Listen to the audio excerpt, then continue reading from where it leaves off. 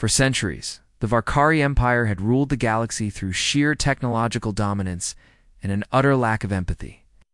Entire civilizations had crumbled under their efficient rule, with entire species wiped from history simply because they didn't comply. When a planet resisted, the Empire didn't send diplomats. It sent assassins, the elite, synthetic warriors, known only as Project Oblivion. 12 in total, these beings were feared across known space. No one survived them. No one even saw them coming. That's why. When Earth, the upstart death world at the edge of the Orion Spur, refused to pay tribute or comply with the Varkari demand for subservience, the Empire didn't hesitate. It considered humans primitive. Violent, yes, but disorganized. Smart, but erratic. Capable, but too emotional to pose a true threat. The Council of Varkari barely held a session. The vote to send Project Oblivion was unanimous and without discussion. The Empire's message to Earth was cold and brief. You will submit, or you will be extinguished. And with that, the death squad was dispatched. 12 assassins, each one.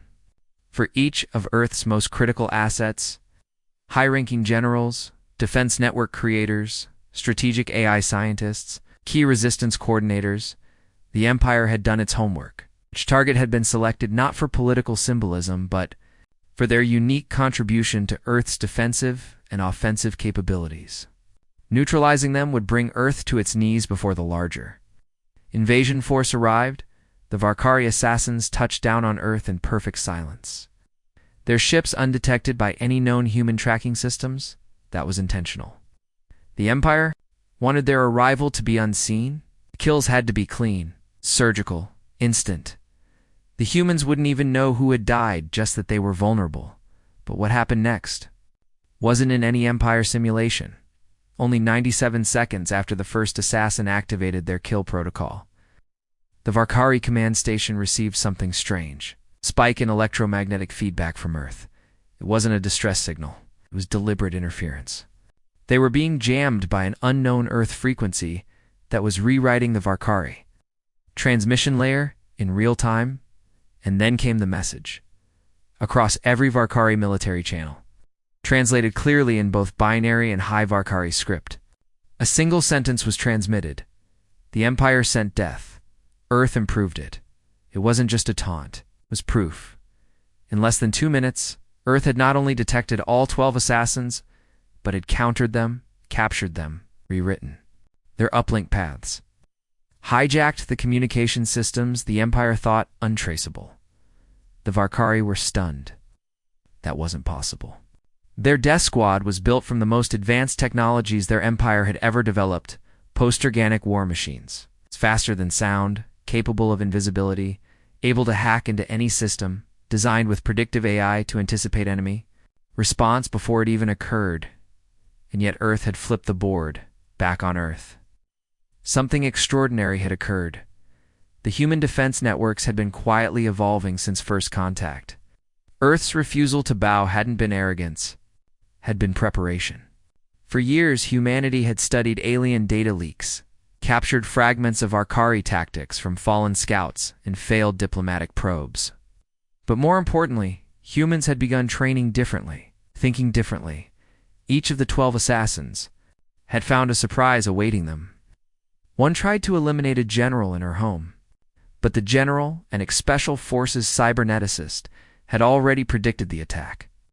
Her home had been retrofitted into a kill box, every wall lined with EMP pulse triggers and pulse dampeners. The assassin walked into a trap and was dismantled intact. Another attempted to strike a weapons researcher in a deep-sea lab. But as it approached, the lab itself flooded the section by design. And the researcher, in a reinforced pressure suit, watched from a sealed chamber as the Varkari bot flailed and malfunctioned in the salt water. A human drone retrieved the body within minutes. 12 assassins. Wow. 12 failures. But it wasn't just that the Empire's finest had been stopped. It was that Earth had improved them. By the time the message was sent back to the Empire, Earth's black labs were already dismantling the assassin cores downloading schematics, reverse engineering hybrid technologies. Death had arrived on Earth in its most perfected Varkari form, in humanity. Humanity didn't run from it. They studied it. They captured it. They upgraded it.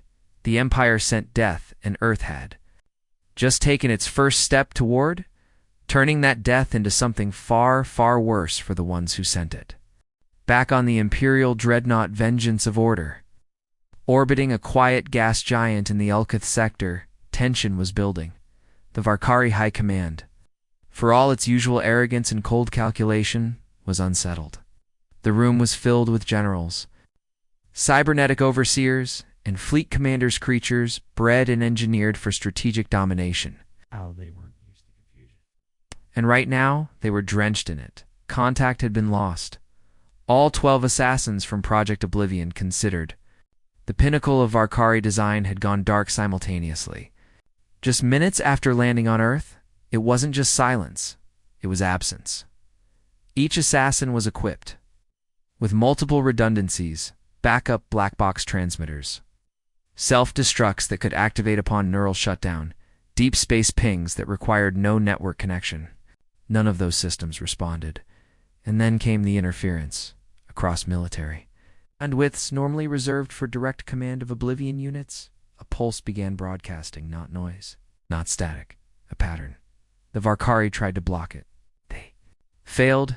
The frequency hacked their own encryption protocols using variations they had never seen hybrid. Logic structures that felt organic, as if they had evolved. Within minutes, it became clear the signal was not only intelligent, but personalized. One by one, the commanders of Project Oblivion received a unique message, dressed in their own linguistic dialects, each one a chilling echo of their own. Words back to them. You sent death. We improved it. We learned from it. And now we are sending back what's left, so you can learn too. Moments later, data packets began to arrive. The first was visual, a shaky recording taken from one of the assassin's internal memory banks unit, RX-07. The footage showed a dark corridor, just before an attempted kill. Then, as the Varkari assassin moved into strike position, a sudden flash of light and kinetic disruption blurred the feed. The camera caught a shadow humanoid, armored in a bulky exosuit that looked unlike anything in the Varkari databanks. This wasn't military hardware. It was cobbled together. But it worked. With brutal precision, the human disarmed the assassin, then used magnetic pulses to disable its limbs. The Varkari bot's optical feed showed the human staring directly into the lens, not with fear, not even with anger, but with calm, deliberate confidence. That same human appeared in 3 more assassination sites. Across Earth, the story repeated. Every Oblivion unit was met not with panic or confusion, but with resistance that felt prepared. At one site, an assassin infiltrated a hospital. Its orders were to eliminate a geneticist working on neuroadaptive weaponry. As it approached the target, disguised as a nurse, it was suddenly confronted by the patient the doctor was treating. The man stood up, unplugged himself from medical monitors, and without hesitation launched into a precision takedown that left the assassin disabled in 30 seconds. He used no weapon, just knowledge of anatomy, tactics, machine weak points. The worst part for the Empire wasn't just the losses, it was that the humans were recording everything. The footage wasn't live-streamed. It was hand-delivered, piggybacked through stolen frequencies, encrypted in Varkari code, and laced with Terran commentary. Earth wasn't reacting blindly. It was studying. It was mirroring. It was mocking. Then came the most horrifying video of all, the one featuring Unit 12, Valkyries Prime. Valkyries was more than an assassin. She was a legend among the Varkaria Self-Air, post-organic AI encased in a body designed for zero failure missions. Her tactical processing was faster than light-speed thought. No opponent had ever seen her, and lived until Earth. The video began with her descending silently onto an island research station off the coast of what humans called Iceland. She activated her cloaking, calculated trajectories, ran probability, models of human defense behavior, and found no threats. But less than 20 seconds into her operation, Her systems began to fail. Cloak dash disabled. Sensors overloaded by false heat signatures. Mobility dash jammed by localized M-bursts. From the darkness, 12 humans stepped out, wearing armor made of repurposed Varkari metal. Their suits weren't polished. They were ugly, brutal, improvised, but every joint moved with perfect harmony. Every weapon they carried was something new. Valkyries tried to run, that was when the feed cut out. To the Varkari, it was a nightmare. The idea that Valkyries could fail, could flee, was beyond comprehension. But to Earth, it wasn't a victory. It was proof of concept.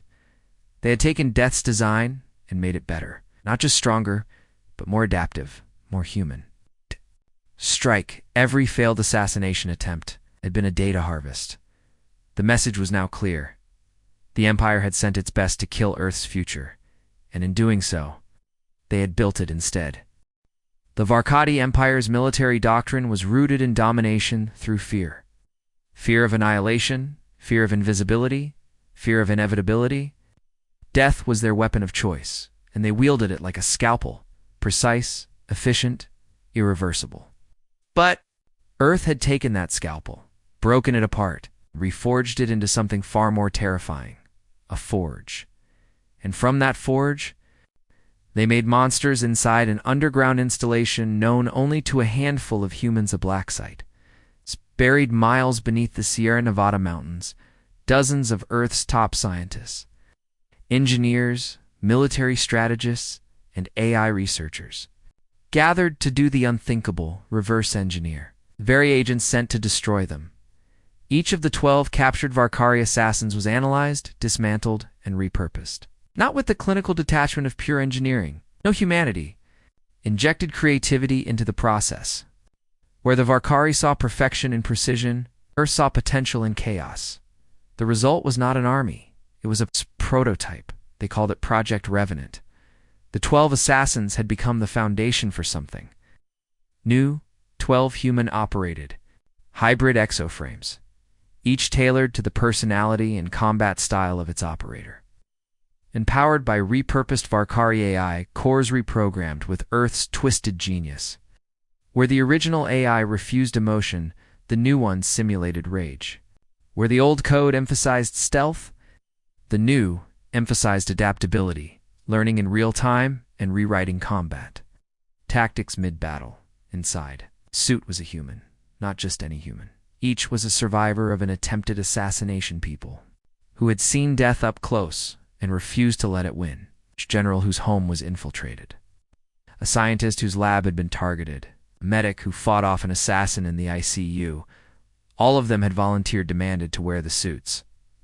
Leader was General Mara G., a cyberneticist and war strategist who had lost her wife to an early Varkari skirmish.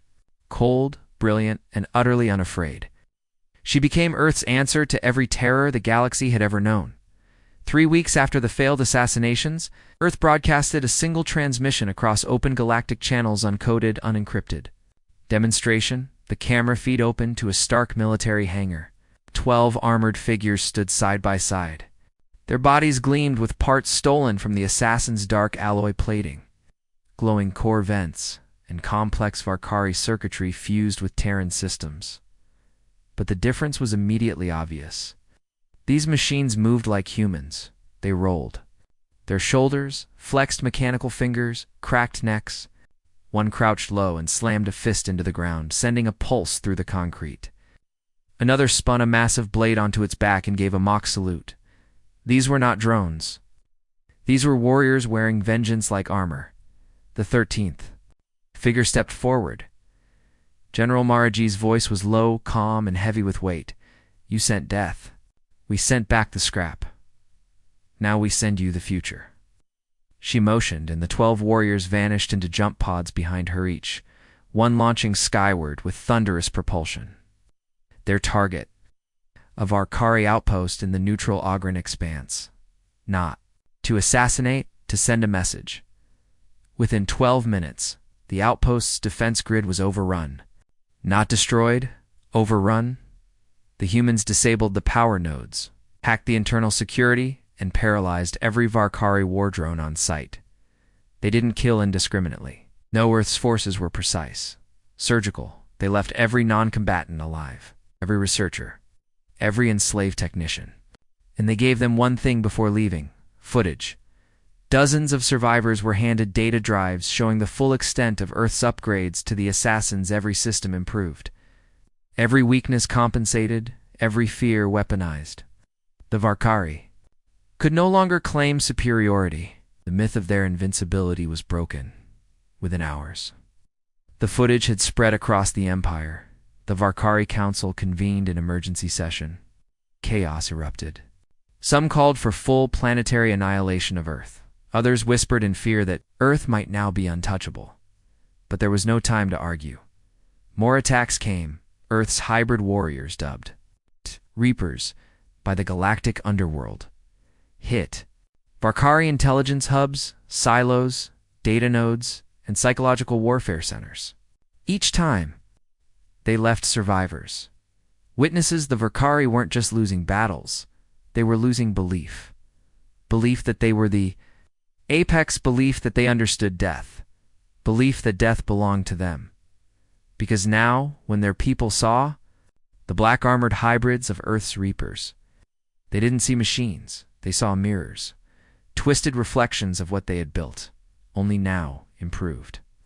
The Varkari Empire had never known fear, not truly. Its domination across hundreds of systems was so complete, so absolute, that the very concept of resistance had been rendered obsolete. They didn't conquer planets anymore, they absorbed them. Compliance was automatic. Resistance was suicide, or so it had always been, until Earth in less than a month. The Terran response to the failed assassination campaign had shaken the Empire to its foundations. Not because of casualties, not because of firepower, but because of something the Varkari war doctrine had no defense for: human unpredictability, emotional intelligence, and brutal creativity. The Reaper assaults spread like wildfire. Coordinated, intelligent, and devastating, but also merciful. Earth didn't flatten cities, didn't glass continents or detonate suns. It dismantled the machinery of fear. With each operation, it left survivors. And with each survivor, it planted doubt. The 12 human Reapers struck targets with surgical precision. Defense satellites were hijacked mid-orbit, then turned back toward their operators. AI overseers were corrupted not by viruses, but by ethical paradoxes encoded in Terran logic puzzles. Drones built to suppress riots were overridden and made to broadcast footage of their own atrocities, edited by Earth's best psychological warfare units. The Varkari couldn't understand how their own technology was betraying them, till they realized it wasn't betrayal. It was adaptation. Earth wasn't just using the tech it had captured from the assassins. It was teaching it. Varkari death machines had been reprogrammed with human behavioral models in GAR, vengeance, resilience. They responded to trauma by learning. They responded to pain by evolving, and worse. They now remembered assassin units like Valkyrie's Prime had been partially restored and uploaded into Earth's network. Their consciousness fragments, once cold, obedient, and stripped of identity, had been reawakened through emotional reconstruction algorithms. Earth had taught them fear, and then purpose. Now, their voices were heard in the Reaper's comes. Their tactics refined Earth's, and the Empire was panicking. Varkok's counselors convened in emergency holosessions across 3 sectors. Military. Governors issued conflicting orders. Some demanded immediate planetary bombardments of Earth. Others urged caution, fearing that escalating the war would only provoke something worse. Already, cracks were forming in the Empire's outer territories. Dozens of subjugated species long dominated by Varkari control saw in Earth a symbol not just of rebellion, but of hope. Hope that the great machine of control could be broken. Hope that the invincible were not immune to retribution. The whispers became murmurs. Murmurs became mutiny. Entire garrisons refused orders to mobilize against Earth. Of Varkari logistics. Planet and the Arkoth Fringe surrendered preemptively, transmitting coordinates to the Terran Council and requesting humane handling. The myth of Empire perfection was dead. Back on Earth, the Terran Defense Council had no illusions. This wasn't over. Zavarkari still outnumbered them, still controlled vast fleets and planetary weaponry. But Earth had what the Empire lacked: asymmetry in thought, in strategy, in belief, and now it had momentum. In a bold move, Earth transmitted a new message directly to the Varkari Core Command, a message not encrypted, not coded, but clear, simple, and terrifying. A set of coordinates, a place in deep space, a time, in one sentence: you sent death. Join us and learn what comes after. The Varkari Council was thrown into confusion. Was it an invitation? A threat? A challenge? Why give them a location? Were the Terrans baiting them into an ambush? Or were they genuinely offering a meeting? The truth wasn't in the strategy. It was in the tone. Earth no longer feared the Empire. They expected to win. And perhaps more disturbingly, they believed they were right to do so. Every psychological model the Varkari had built about Earth was now obsolete. Their predictions no longer made sense. Human behavior, once chaotic but harmless, has now emerged as the most effective force of organized disruption the galaxy had ever seen. Back in Varkari propaganda halls, broadcasts once filled with triumphal boasts about Empire victories now fumbled through excuses. Newscasters hesitated before uttering Earth's name. Reaper footage was banned yet still spread through black market data links. Meanwhile, Reapers continued to strike, but not for territory, for impact. They took no planets. They shattered beliefs in every Reaper assault. The same pattern emerged: targets dismantled, systems co-opted, soldiers disarmed, and survivors left alive, with one directive: tell them we're coming. Tell them we made death better. What the Empire failed to grasp, what they could never have predicted, was that in trying to erase Earth, they had evolved it. They had taught humans not just how to survive, but how to transcend warfare itself, not by rejecting it, but by perfecting it. The Varkari Empire had always moved like a tide, inevitable, heavy, overwhelming. Its conquests were rarely flashy, but always final. Until now the tide was turning, and the galaxy could feel the pressure shift. As the appointed date from Earth's transmission approached, tension bled across all Varkari sectors. Entire fleets were rerouted to defensive formations. Hundreds of analysts ran predictions, searching for patterns in Earth's sudden rise. And still, no one within the Empire could explain it. Not logically, not strategically, because it wasn't just a military revolution, it was a philosophical collapse. The old models didn't apply. Earth wasn't fighting for survival anymore. It was fighting to unmake a myth. Then the day arrived at the exact time Earth had specified. A space-time rift opened in the empty stretch of the Grellic Expanser region, chosen precisely because it held no value, no colonies, no tactical importance. But now, it was the center of everything. From the rift emerged Earth's answer to the Varkari Empire's legacy of terror, the TSVREV-ENANT. It wasn't sleek. It wasn't beautiful. It was jagged and asymmetrical, as if built from broken bones. Parts of it shimmered with stolen Varkari alloy. Some panels bore ancient Terran military design, others pulsed with alien circuitry. It had no clear origin because it was born from war itself, a symbol, a warning. Its hull emitted no standard identification codes. Instead, it broadcast only one message. In every galactic language, this vessel is constructed from the remains of your best assassins. Approach with respect or regret. From its hull, 12 drop pods launched silently.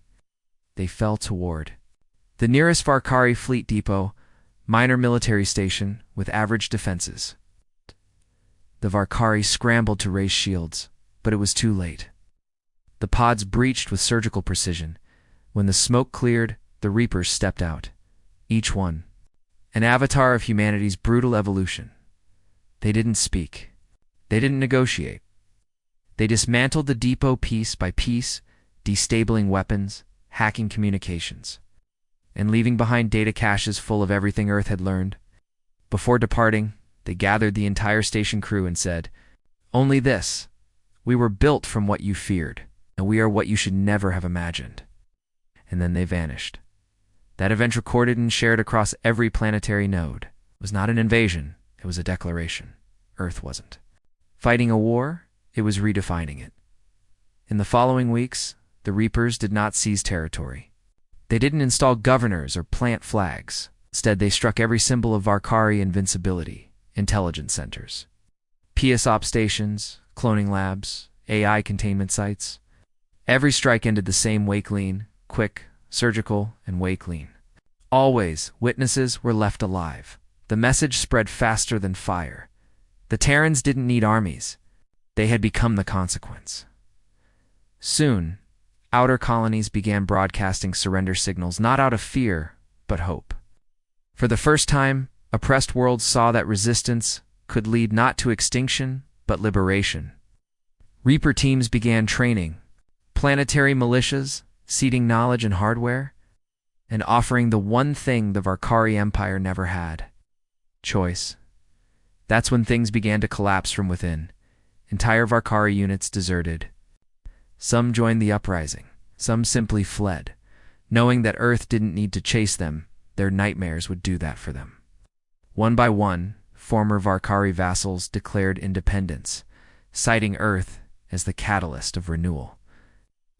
In the core worlds, where Varkari leaders watched their grip unravel, desperate attempts were made to create a new counterstrike force.